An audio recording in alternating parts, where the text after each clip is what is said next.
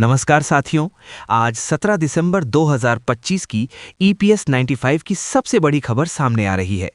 EPS 95 pension को लेकर, और ये खबर हर पेंशनधारी के दिल से जुड़ी है। आप सब जानते हैं कि हम पिछले कई सालों से ईपीएस 95 पेंशन बढ़ाने की मांग को लेकर आवाज उठा रहे हैं। अब हालात बदलते नजर आ रहे हैं। सरकार की ओर से महत्वपूर्ण संकेत मिले हैं, जो हमारे संघर्ष की जीत की तरफ पहला कदम हो सकता है। इसलिए साथियों, अगर आपने अब तक हमारे चैनल ईपीएस 95 नेटवर्क को सब्सक्राइब नहीं किया है तो अभी सब्सक्राइब करें, वीडियो को ज़्यादा से ज़्यादा शेयर करें और हमारे इस आंदोलन को हर पेंशनर तक पहुंचाएं, क्योंकि ये सिर्फ एक खबर नहीं, ये हमारी उम्मीद, हमारा संघर्ष और हमारा हक है। ईपीएस पेंशन हक न्यूज़। सरकार ने 2025 तक ईपीएस 95 पेंशन बढ़ाकर 10,000 रुपये कर दी। कर्मचारी पेंशन योजना ईपीएस 95 भारत भर के लाखों कर्मचारियों के लिए सेवानिवृत्ति सुरक्षा का आधार रही है। अपनी शुरुआत से ही इसने एक महत्वपूर्ण सुरक्षा कवच प्रदान किया है, जिससे ये सुनिश्चित हुआ है कि पेंशन भोगियों को सेवानिवृत्ति के बाद एक स्थिर आय प्राप्त हो। 2025 के लिए ईपीएस 95 पेंशन वृद्धि की घोषणा के साथ पेंशन भोगी अपने मासिक लाभों में उल्लेखनीय वृद्धि की उम्मीद कर सकते हैं। ये विकास उन सेवानिवृत्त व्यक्तियों के जीवन की गुणवत्ता में सुधार का वादा करता है, जो इन पेंशन पर बहुत अधिक निर्भर हैं। इस लेख में हम इस वृद्धि के विवरण, इसके निहितार्थ और पेंशन भोगियों के लिए ये कदम क्यों महत्वपूर्ण है, इस पर चर्चा करेंगे। ईपीएस 95 और इसके महत्व को समझना। ईपीएस 95 को संगठित क्षेत्र के कर्मचारियों को पेंशन लाभ प्रदान करने के लिए कर्मचारी भविष्य निधि संगठन ईपीएफओ के एक भाग के रूप में शुरू किया गया था। कर्मचारी भविष्य निधि ईपीएफ, जो एक मुश्त सेवानिवृत्ति बचत है, के विपरीत ईपीएस कर्मचारी की सेवा के वर्षों की संख्या और वेतन के आधार पर मासिक पेंशन की गारंटी देता है। ये मासिक पेंशन सेवानिवृत्त लोगों के लिए आय का एक महत्वपूर्ण स्रोत है, खासकर उन लोगों के लिए जिनके पास नौकरी छोड़ने के बाद आय के कोई वैकल्पिक स्रोत नहीं है। ईपीएस 95 के तहत पेंशन राशि की गणना एक सूत्र के आधार पर की जाती है, जो पेंशन योग्य वेतन और पेंशन योग्य सेवा वर्षों को ध्यान में रखता है।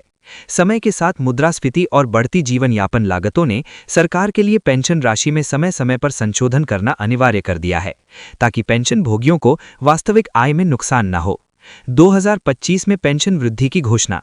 पेंशन भोगियों की मांगों और जीवन यापन की बढ़ती लागत के मद्देनजर सरकार ने 2025 से ईपीएस 95 पेंशन राशि में वृद्धि की घोषणा की है। ये समायोजन आर्थिक कारकों, मुद्रास्फीति दरों और ईपीएफओ की वित्तीय स्थिति पर सावधानीपूर्वक विचार करने के बाद किया गया है। पेंशन वृद्धि का उद्देश्य पेंशन भोगियों को बेहतर वित्तीय सुरक्षा और बेहतर क्रय शक्ति प्रदान करना है। ये वृद्धि हाल के वर्षों में सबसे महत्वपूर्ण संशोधनों में से एक होने की उम्मीद है, जो वरिष्ठ नागरिकों और सेवानिवृत्त कर्मचारियों के समर्थन के लिए सरकार की प्रतिबद्धता को दर्शाती है। इस कदम को श्रमिकों के योगदान को मान्यता देने तथा ये सुनिश्चित करने की दिशा में एक सकारात्मक कदम के रूप में देखा जा रहा है। पेंशन वृद्धि का पेंशन भोगियों पर क्या प्रभाव पड़ेगा? पेंशन भोगियों के लिए ईपीएस 95 पेंशन में वृद्धि का अर्थ है हर महीने अधिक व्यय योग्य आय। ये अतिरिक्त आय बढ़ती स्वास्थ्य देखभाल लागत, मुद्रास्फीति से संबंधित मूल्य वृद्धि और दैनिक खर्चों को पूरा करने में मदद कर सकती है। कई पेंशन भोगी निश्चित आय पर जीवन यापन करते हैं और आवश्यक वस्तुओं और सेवाओं की कीमतों में लगातार वृद्धि के कारण अपने खर्चों का प्रबंधन करना उनके लिए चुनौतीपूर्ण होता है।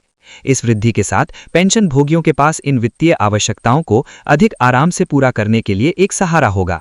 इसके अलावा इस वृद्धि से सेवानिवृत्त लोगों के बीच वित्तीय तनाव कम होने और उनके समग्र कल्याण और मानसिक स्वास्थ्य में सुधार होने की उम्मीद है। उच्च पेंशन का आश्वासन वित्तीय प्रबंधन की चिंताओं को कम कर सकता है और पेंशन भोगियों को अपनी सेवानिवृत्ति का अधिक पूर्ण आनंद लेने में सक्षम बना सकता है।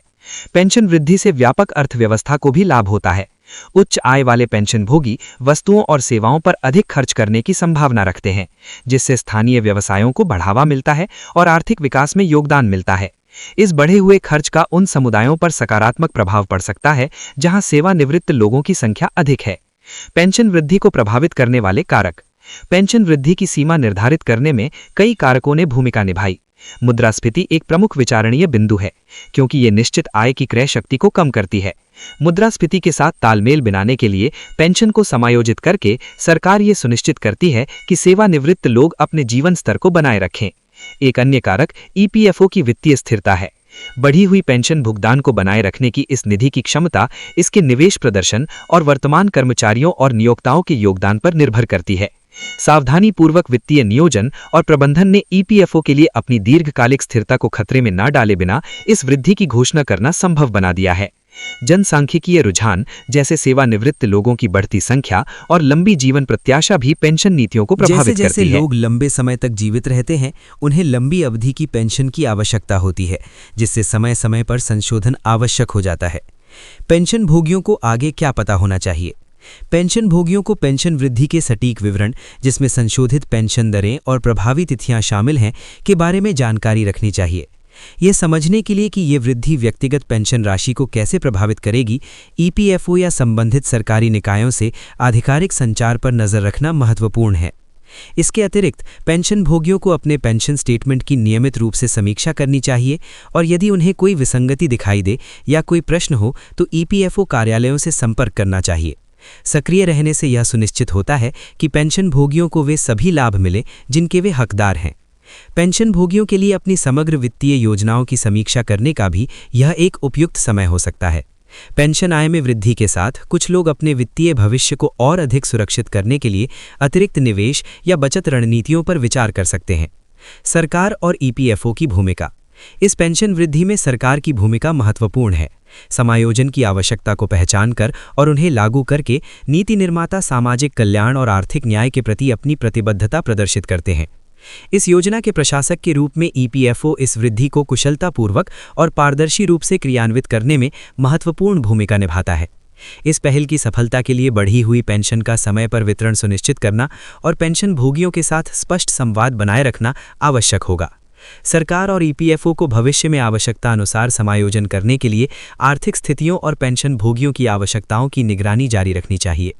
भविष्य की ओर देखना। ईपीएस 95 पेंशन का भविष्य। 2025 की पेंशन वृद्धि ईपीएस 95 पेंशन के भविष्य के लिए एक सकारात्मक मिसाल कायम करती है।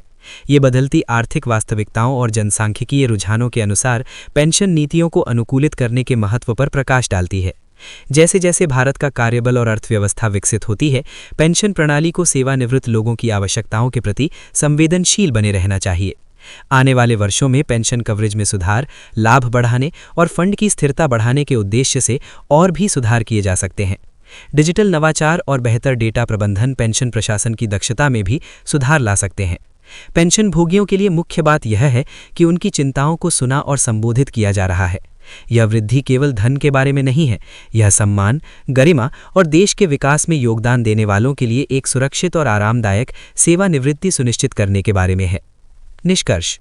2025 के लिए ईपीएस 95 पेंशन वृद्धि भारत में पेंशन भोगियों के लिए एक महत्वपूर्ण मील का पत्थर है। ये बढ़ती जीवन यापन लागत के बीच अत्यंत आवश्यक वित्तीय राहत प्रदान करती है और सामाजिक सुरक्षा के प्रति सरकार की प्रतिबद्धता को पुष्ट करती है। पेंशन भोगी अब बढ़े हुए मासिक लाभों की आशा कर सकते हैं, जो उनके जीवन की गुणवत्ता में सुधार और वित्तीय चिंता को कम करने में मदद करेंगे। ये वृद्धि एक सुव्यवस्थित पेंशन प्रणाली के महत्व को भी रेखांकित करती है, जो वर्तमान सेवानिवृत्त लोगों की आवश्यकताओं को फंड की दीर्घकालिक स्थिरता के साथ संतुलित करती है। जैसे जैसे पेंशन परिदृश्य विकसित होता जा रहा है, सेवानिवृत्त कर्मचारियों का समर्थन करने और उनके आजीवन योगदान का सम्मान करने के लिए सकारात्मक कदम उठाए जा रहे हैं। यह देखना उत्साहजनक है।